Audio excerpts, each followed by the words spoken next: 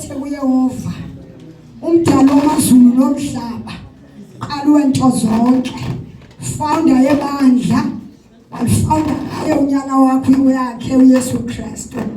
Njengosi kuba ungecebe elihle kangaka lokhu sinceda siphathele uYesu. Ndiyabulela kuYesu Kristu owavuma ngempilo yakhe ukuze kuzosinda impilo yami, ukuze azothola ihlazo lami. Nasekuseni ndithi bayethe kuNkosi yethu uYesu Kristu.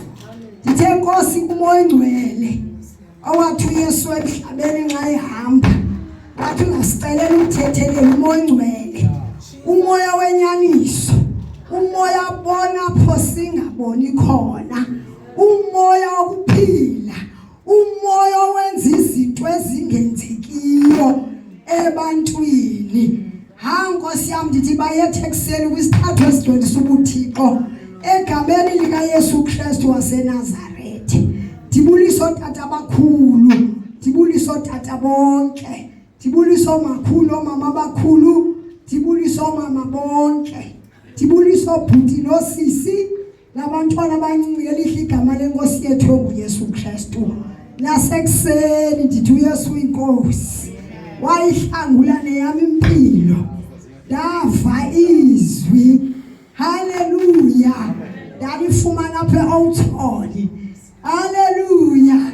Ndingumama uThwani ke nxa kwabangandaziyo, ndiphaya Energy Free, ndizelwe ndakhula xa wezazi khona neBhayibhile nabefundisi bekhona, zange ndive ngoYesu wamkelwayo.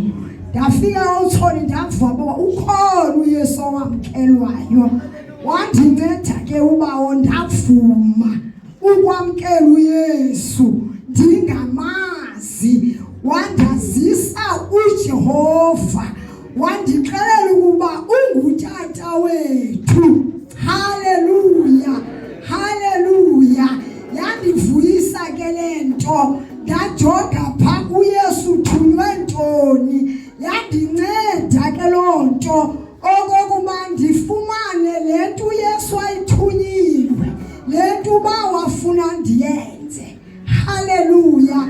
Nasekuseni ke usathembekile, ndisamthanda kakhulu, usayinceda impilo yami, uMoya Ngcwele uyifukame impilo yami, undibonisa umuntu ozayo ndingayazi umnubuyeza, xa engena sendimbonile, haleluya. Ndancedwa ke nguYesu naleyo bandime phambi kwenu, kaloku phaa ekhaya ekhuleni kwam ndandingulo mntana uthi xa ethunywa oyike, andiyanoba ndandisoyika, andiyanoba ndandineentloni, ndingakwazi uba ndithunywe mna kwelaa khaya ndithunywe kulo, ndizofika ndithi molweni, abantu belikhaya bandijonge bonke, ndizokhala azuyithethele ndiyithunyiweyo. Ndade ndaqatshelwa ke phaa ekhaya, ndahanjiswa ke nosista wam ozemva kwami, apha endleleni ke ndandihambe ndimcenga uzufika uthethe, haleluya. Wandinceda ke uYesu, ndaba namhlanje ndiyathetha, namhlanje ndiyathetha, ngoba ndincedwe ngubani?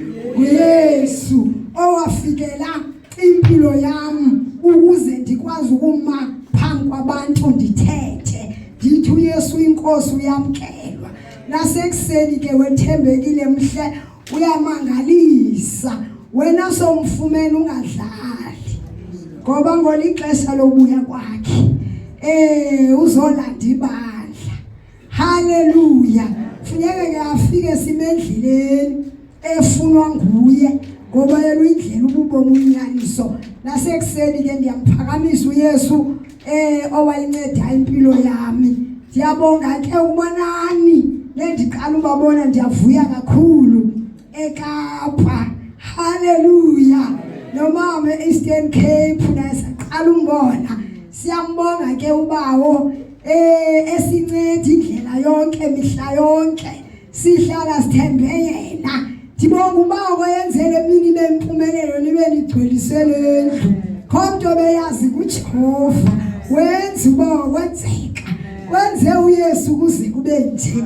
ngoba sithembe kuye, sijonge kuye ntweni zonke, sixhomekeke kuye. Khona thina siyaziyo, kuyo waziyo. Sikhona ke kuseni uThixo wethu sincedile kuthe kwalapha nathi. Siyambonga ke kakhulu bawo. Sisezaya ke kulamakhaya wenu. Sasigcina ubadi siyofika. Haleluya. Haleluya. Siyabulela ke uba ongumncedi. Haleluya.